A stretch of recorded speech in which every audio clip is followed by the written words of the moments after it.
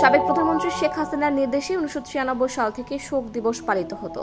2002 সালে বিএনপি ক্ষমতায় থাকাকালীন শোক দিবস পালন বন্ধ করার সিদ্ধান্ত নেয় এবং তা কার্যকর হয়।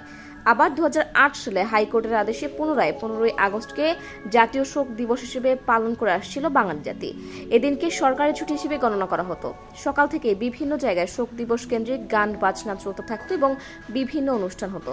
তবে এই বছর ব্যতিক্রম দেখা গেল। মঙ্গলবার 13ই আগস্ট অন্তর্বর্তীকালীন সরকারের প্রধান উপদেষ্টা ডক্টর মোহাম্মদ ইউনূসের সভাপতিত্বে উপদেষ্টা পরিষদের সাথে রাজনৈতিক দলগুলোর বৈঠকে 15ই আগস্টের জাতীয় শোক দিবসের ছুটি বাতিলের সিদ্ধান্ত নেওয়া হয়। এটি ঐকমত্যের ভিত্তিতে অনুমোদিত হয়, যার ফলে দেশের জন্য একটি নতুন ধারা তৈরি হলো।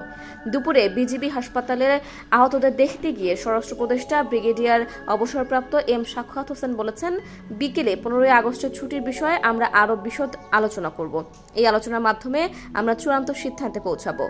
তিনি আরও উল্লেখ করেন, 15ই আগস্টের দিনটিতে ঢাকার মাঠে প্রচুর পুলিশ মোতায়েন থাকবে, যেন কেউ কোনো ধরনের বিশৃঙ্খলা করতে না পারে। সেজন্য আমরা কড়া নজরদারি করব। নিরাপত্তার জন্য পুলিশের পাশাপাশি বিজিবি, র্যাব এবং প্রয়োজনে সেনাবাহিনীও মোতায়েন করা হবে। আমরা সর্বোচ্চ নিরাপত্তা নিশ্চিত করতে বদ্ধপরিকর।